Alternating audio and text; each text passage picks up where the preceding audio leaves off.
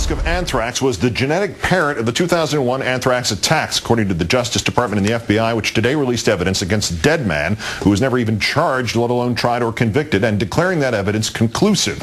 In our fourth story on the countdown, the government declares Dr. Bruce Ivins as the only person responsible for those anthrax attacks, despite an admitted lack of any direct evidence.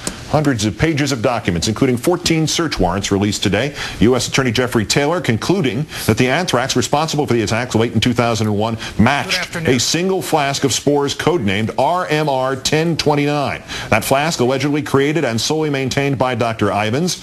Investigators conceding that over 100 others may have had access to the substance, but they were methodically eliminated as suspects. Memorial service was held today for Dr. Ivins at Fort Detrick, and Dr. Ivins' attorney in a statement reasserted his client's innocence.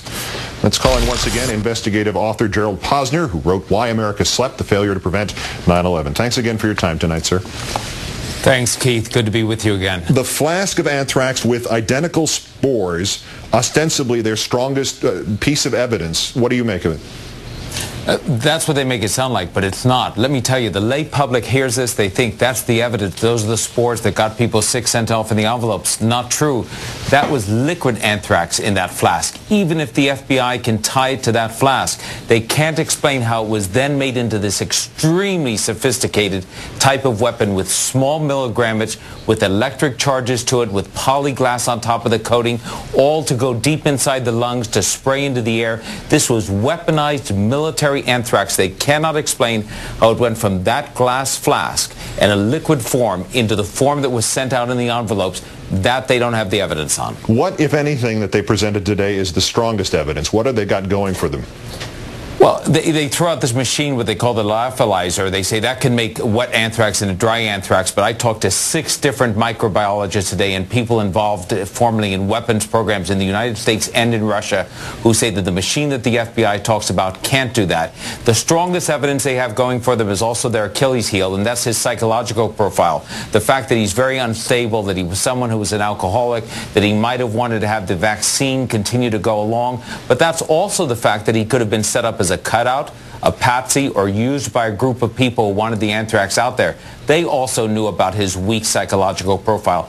How was he employed with the most secret biological warfare lab in the United States with this type of background that we now hear about, that they should have known about from day one? The Defense Department should hang its head in shame. Right. 35 years of murderous intent and nobody knew about it, and they let him into the germ warfare lab. As to motive, they mentioned it, but almost as if it were in passing. Is that a weak part of the case? Did they offer anything that made any sense? Boy, I'll tell you, I thought it was a weak part of the case. I listened to the press conference today, and then sort of at the end, as though they thought they had to throw something out, they said, oh, by the way, let's give you a reason as to why we think he sent out and went on this homicidal rage. And the motive, they said, was, well, he'd helped develop a vaccine for anthrax. He probably wanted to continue to see that develop, but that killing people by having come up with some unknown way of this high military-grade anthrax, we would keep the vaccine program going. That was pretty weak. And, you know, I thought they just literally were fishing. They don't have a good motive, unfortunately, for them in their prosecution. But as you said in the lead into this, they don't need to, because the primary suspect, the only suspect, is dead. They're going to close this case. But the declaration that he is the only, it's not just a question of proving a dead man did this or was part of this, but the insistence is he did it by himself, the lone mad scientist thing. Did they get anywhere near confirming that?